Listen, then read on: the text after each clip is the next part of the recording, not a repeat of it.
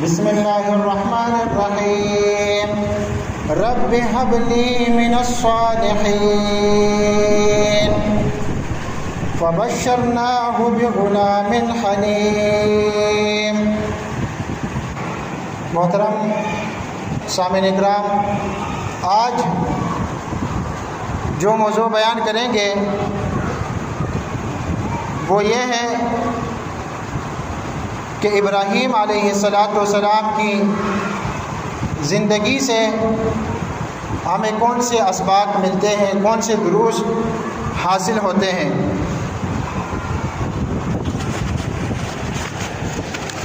تو جس طرح ہم نے قربانی کے چند دروس کا ذکر کیا تھا حسب توفیق، تو ایسے ہی ابراہیم علیہ السلام کی زندگی سے جو ہمیں قیمتی اسباق ملتے ہیں، دروس ملتے ہیں، ان کا تذکرہ کریں گے تاکہ ہم صحیح معنوں میں ملت ابراہیمی کے پیروکار بن سکیں۔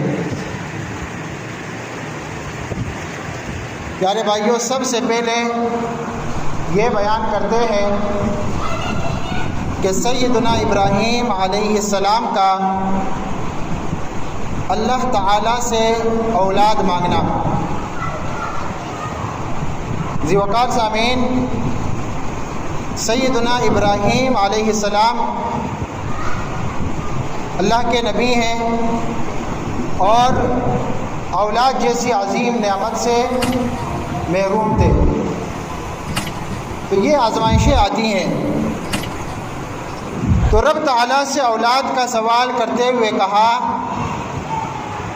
رب ہب لی من الصالحین، اے میرے رب مجھے بیٹا عطا کر جو نیکوکاروں سے ہو۔ تو اس میں پہلا سبق کیا حاصل ہوا؟ پہلا سبق یہ ہوا کہ اللہ تعالیٰ سے صالح نیک عمل اولاد کی دعا کرنا۔ ابراہیم علیہ السلام نے طلب کردہ بیٹے کے صالحین سے ہونے کی دعا کی۔ صالح ہونا کہ بھائی یہ بندہ صالح ہے، یہ کوئی معمولی بات نہیں ہے۔ آپ کسی کے بارے میں کہتے ہیں بھائی فلاں صاحب نیک صالح انسان ہے، تو صالح ہونا بندوں کی صفات میں سے اعلیٰ ترین صفت ہے، مقامات میں سے ایک اعلیٰ مقام ہے۔ تو ابراہیم علیہ السلام نے اولاد کے لیے دعا کی اور صالح اولاد کی۔ اس سے یہ ثابت درس ملتا ہے کہ ہم خود بھی صالح بنیں اور اللہ سے اگر اولاد مانگے تو صالح اولاد مانگے، فرما بردار، نہ کہ نافرمان، باغی، سرکش۔ اب اس میں دوسرا سبق کیا ہے؟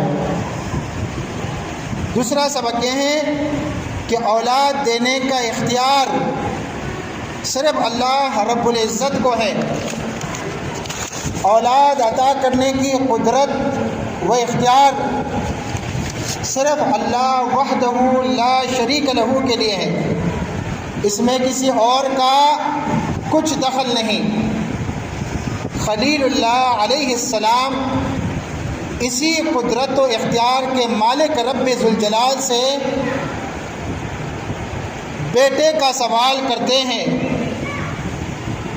اللہ سبحانہ و تعالیٰ اپنے اسی اختیار کے متعلق فرماتے ہیں للہ ملک السماوات والارض یخلق ما یشاء یہب لمن یشاء اناثا ویہب لمن یشاء الذکور او یزوجہم ذکرانا واناثا ویجعل من یشاء عقیما انہ علیم قدیر۔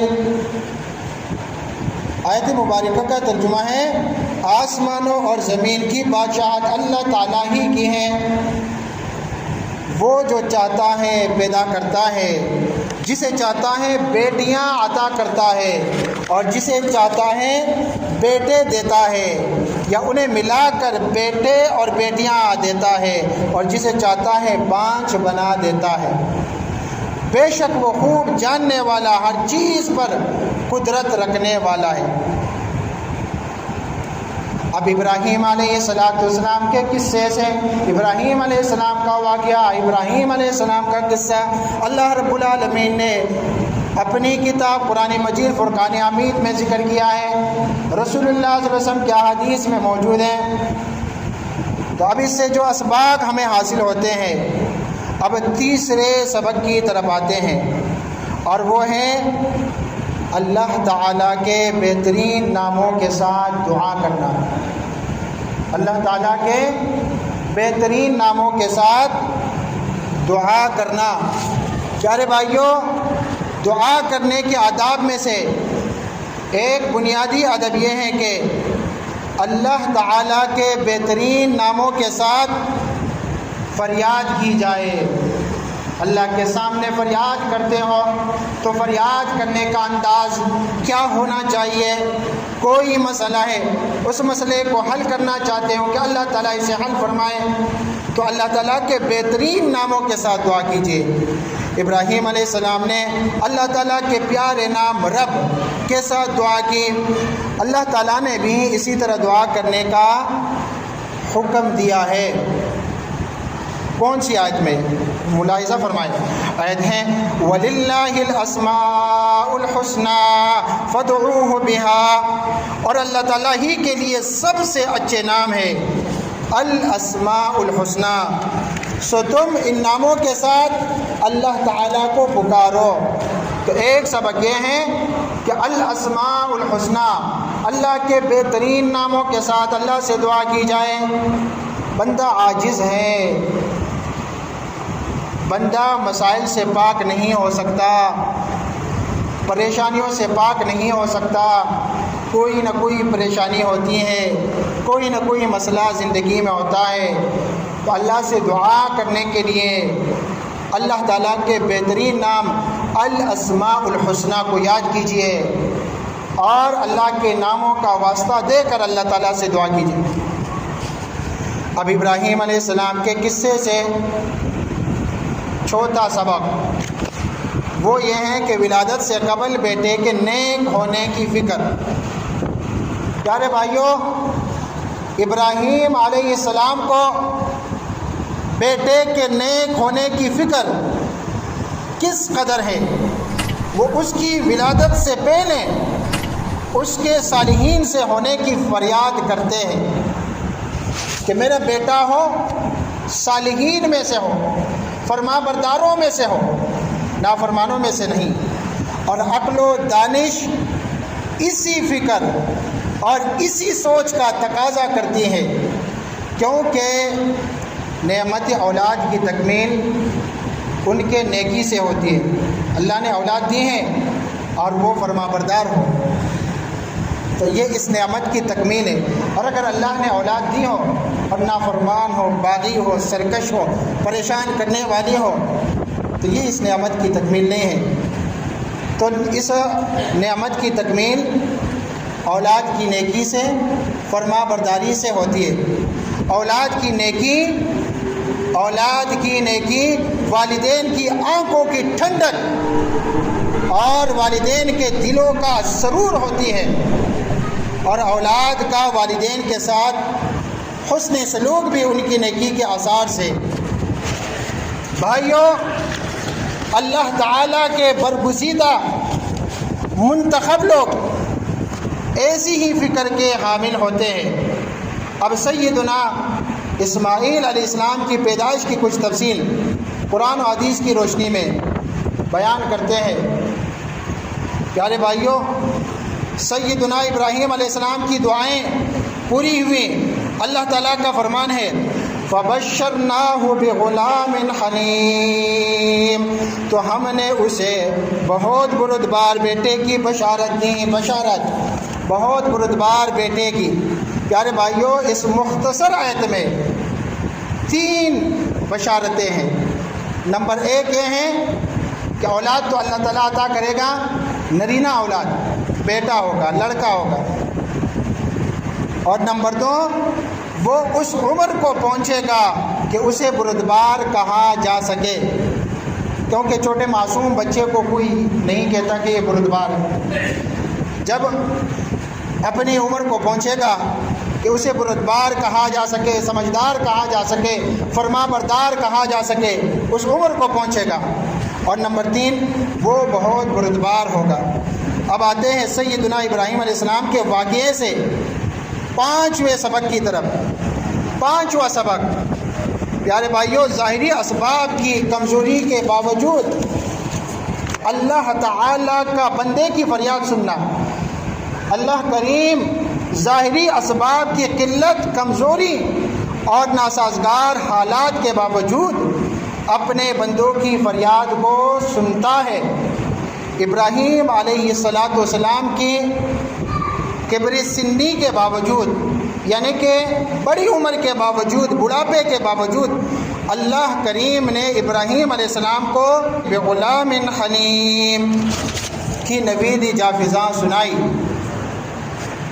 اور پھر اسی طرح سیدنا ابراہیم علیہ السلام کے قصے میں 6واں سبق، یہ میں اسباق بیان کرتا ہوں کہ جو ابراہیم علیہ السلام اور اس کے بیٹے اسماعیل علیہ السلام کا واقعہ، قصہ قرآن میں ذکر ہے، حدیث میں ذکر ہے، اس واقعے سے جو اسباق ہمیں حاصل ہوتے ہیں وہ چند اسباق آپ کے سامنے آج کے خطبہ میں بیان کرتا ہوں۔ تو 5 اسباق میں نے بیان کیے، تو اب 6واں سبق، وہ 6واں سبق اللہ تعالیٰ کا بندے کی طلب سے زیادہ عطا فرمانا ہے۔ اللہ تعالیٰ کا بندے کی طلب سے زیادہ عطا فرمانا۔ پیارے بھائیوں، اللہ سبحانہ و تعالیٰ نہ صرف اپنے بندوں کی فریاد کو پورا کرتے ہیں بلکہ ان کی مطلوبہ چیزوں کے علاوہ وہ کچھ عطا فرماتے ہیں جس کا انہوں نے سوال بھی نہیں کیا ہوتا۔ آپ نے کوئی اچھی چیز، کوئی نیکی والی چیز اللہ سے مانگے، اللہ نے وہ بھی عطا کر دی، اور اس کے علاوہ اور بھی بہت ساری چیزوں سے آپ کو نوازا۔ تو اللہ سبحانہ و تعالیٰ جب بندہ اللہ تعالیٰ سے سوال کرتا ہے، دعائیں مانگتا ہے، اللہ تعالیٰ وہ بھی عطا فرماتا ہے اور بن مانگے بھی عطا کرتا ہے، یعنی بن مانگے عطا فرماتا ہے۔ سورۃ ابراہیم میں ہے وَآتَاكُم مِّن كُلِّ مَا سَأَلْتُمُوهُ وَآتَاكُم مِّن كُلِّ مَا سَأَلْتُمُوهُ، اور تم نے جو کچھ بھی اس سے مانگا وہ سب تمہیں عطا فرمایا، اور اللہ کریم بن مانگے بھی عطا فرماتا ہے۔ اللہ تعالیٰ نے ابراہیم علیہ السلام کو بہت زیادہ تحمل و بردباری کی عظیم خوبی والا بیٹا ان کی طلب سے بڑھ کر عطا فرمایا۔ پیارے بھائیو، اللہ تعالیٰ نے فرمایا فَلَمَّا بَلَغَ مَعَهُ السَّعْيَ قَالَ يَا بُنَيَّ إِنِّي أَرَىٰ فِي الْمَنَامِ أَنِّي أَذْبَحُكَ فَانظُرْ مَاذَا تَرَىٰ۔ جب وہ ان کے ساتھ دوڑ دھوپ کی عمر کو پہنچا تو ابراہیم علیہ السلام نے کہا کہ بیٹا، میں خواب میں دیکھتا ہوں کہ گویا تم کو ذبح کر رہا ہوں، تو تم سوچو کہ تمہارا کیا خیال ہے۔ جب بیٹا اس کے ساتھ دوڑ دھوپ کی عمر کو پہنچ گیا، یعنی اس قابل ہو گیا کہ باپ کا ہاتھ بٹا سکے کاموں میں، تو اللہ تعالیٰ کی طرف سے ابراہیم علیہ السلام کو ایک نیا امتحان پیش آیا، اور وہ امتحان یہ کہ انہوں نے خواب میں دیکھا کہ وہ بڑی دعاؤں اور عرضوں کے بعد بڑھاپے میں ملنے والے نہایت عزیز پیارے بیٹے کو ذبح کر رہے ہیں، اور نبی کا خواب بھی وہی ہوتا ہے، اس لیے انہوں نے اسے اللہ کا حکم سمجھ کر کسی بھی تردد کے بغیر اس پر عمل کا پکا ارادہ کر لیا، اور بیٹے سے کہا اے میرے پیارے بیٹے، میں خواب میں دیکھتا ہوں کہ میں تجھے ذبح کر رہا ہوں، سو دیکھ تیرا کیا ارادہ ہے۔ فانظر ماذا تری۔ بیٹے کی رائے پوچھنے کا مطلب یہ نہ تھا کہ اگر وہ نہ مانتا تو وہ اللہ کے حکم پر عمل نہ کر دے، بلکہ وہ اپنے ساتھ بیٹے کو اللہ کے حکم کی اطاعت میں شریک کرنا چاہتے تھے، اور انہیں امید تھی کہ بیٹا اللہ کے حکم کی تعمیل کے لیے ضرور آمادگی کا اظہار کرے گا، کیونکہ اللہ تعالیٰ نے انہیں حلیم لڑکے کی بشارت دی تھی کہ اللہ تجھے بیٹا دے گا، نرینہ اولاد دے گا، بڑی عمر کو پہنچے گا، دوڑ دھوپ کی عمر کو پہنچے گا اور انتہائی بردبار ہوگا، حلیم ہوگا۔ اور واقعی بیٹے نے یہ کہہ کر حلیم ہونے کا، بردبار ہونے کا ثبوت دیا، جو اگلے جملے میں قرآن مجید کی اس آیت مبارکہ میں مذکور ہے۔ اب آتے ہیں 7ویں سبق کی طرف۔ 7واں سبق اولاد کے متعلقہ خیر کے معاملات میں ان سے مشاورت کرنا ہے۔ میں ابراہیم علیہ السلام کا جو واقعہ قرآن میں، حدیث میں بیان ہوا ہے، اس سے ملنے والے اسباق آپ کے سامنے بیان کر رہا ہوں۔ 6 اسباق میں نے بیان کیا، اب 7واں سبق کیا ہے کہ اولاد کے متعلقہ خیر کے معاملات میں ان سے مشاورت کرنا ہے۔ پیارے بھائیو، اولاد کے متعلق خیر کے پروگرام ترتیب دیتے وقت ان کے ساتھ مشاورت کرنی چاہیے۔ علاوہ ازیں دوران مشاورت مقدور پر شفقت، مہربانی، پیار اور محبت کا ماحول پیدا کرنے کی کوشش کرنی چاہیے۔ ذبح کے حکم الہی کے باوجود، ذبح کہ میں ذبح کر رہا ہوں، ابراہیم علیہ السلام نے بیٹے سے مشاورت کی۔ اب سیدنا اسماعیل علیہ السلام کی رائے، ابراہیم علیہ السلام نے جب اپنے بیٹے سے اس خواب کے بارے میں مشورہ مانگا تو انہوں نے فوراً سے اپنے والد محترم سے کہا، کیا کہا؟ یا ابت افعل ما تؤمر ستجدنی انشاء اللہ من الصابرین۔ اے میرے ابا جان، اے میرے پیارے ابو، آپ کو جو حکم دیا گیا ہے وہ کر دیجئے، اللہ تعالیٰ نے چاہا تو آپ مجھے ضرور صبر کرنے والوں میں سے پائیں گے۔ پیارے بھائیو، اس سے معلوم ہوا کہ اسماعیل علیہ السلام نے اسے محض خواب نہیں بلکہ اللہ کا حکم سمجھا اور کہا، اے میرے ابا جان، آپ کو جو حکم دیا جا رہا ہے اللہ تعالیٰ کی طرف سے وہ کیجئے، اس پر عمل کیجئے۔ یہ صاف دلیل ہے کہ انبیاء علیہ السلام کا خواب بھی وہی ہوتا ہے۔ ابراہیم علیہ السلام اور اسماعیل علیہ السلام دونوں یہی سمجھے اور دونوں نے اسے اللہ کا حکم سمجھ کر اس کی تعمیل کے لیے تیار ہو گئے۔ پھر اسی طرح ابراہیم علیہ السلام کے قصے سے 8واں سبق وہ یہ ہے کہ والد کے ساتھ گفتگو میں ادب، احترام، محبت اور پیار کا اظہار ہو۔ اپنے ذبح ہونے کے متعلق والد سے بات سننے کے باوجود خوش نصیب بیٹے اسماعیل علیہ السلام کے لب و لہجہ میں کوئی سختی نہیں، کوئی رعونت، کوئی تکبر یا بیزاری کا دور دور تک نام و نشان نہیں دیتا۔ اس کے برعکس ان کے جواب میں محبت، پیار اور ادب و احترام ہے۔ بھائیو، بدنصیب اولاد کی ایک بہت بڑی تعداد اپنے مزاج کے خلاف بات سن کر بات سے گفتگو کی بھی رودار نہیں رہتی۔ اے اللہ کریم، ہم عاجز بندے ایسی سنگ دل اولاد سے تیری پناہ طلب کرتے ہیں۔ پھر اس واقعہ سے 9واں سبق اچھے کام میں والدین کے ساتھ تعاون کرنا، اور پھر اسی طرح 10واں سبق مشیت الہی کے بغیر کسی کام کا نہ ہونا ہے، اور پھر 11واں سبق عہد و پیمان کی پابندی کرنا، اور 12واں سبق یہ ہے کہ حکم الہی کی تعمیل کے لیے نتیجے کا حصول شرط نہیں، بندے کی جانب سے احکام الہیہ کی تعمیل کے لیے 2 باتوں کا ہونا ضروری ہے، اور وہ 2 باتیں یہ ہیں۔ نمبر 1، انسانی نفس کا، دل کا حکم کی بجا آوری کے لیے کلی طور پر آمادہ، تیار اور مستعد ہونا کہ میں اللہ کے حکم پر اللہ تعالیٰ کی مرضی سے اور اللہ کی دی ہوئی توفیق کے مطابق یہ عمل کرتا ہوں۔ اور نمبر 2، حکم پر عمل کرنے کے لیے مقدور پر کوشش کرنا، جتنے آپ میں استطاعت ہے اللہ تعالیٰ کی رضا کے لیے قربانیاں پیش کر سکتے ہیں، پیش کریں گے۔ قبول کرنے والی ذات اللہ سبحانہ و تعالیٰ کے ہیں۔ وقت چونکہ ختم ہو چکا ہے اور یہ اسباب بہت زیادہ ہیں، میں اسی پر اکتفا کرتا ہوں۔ اللہ تعالیٰ ہمیں سمجھنے اور اس پر عمل کرنے کی توفیق عطا فرمائے۔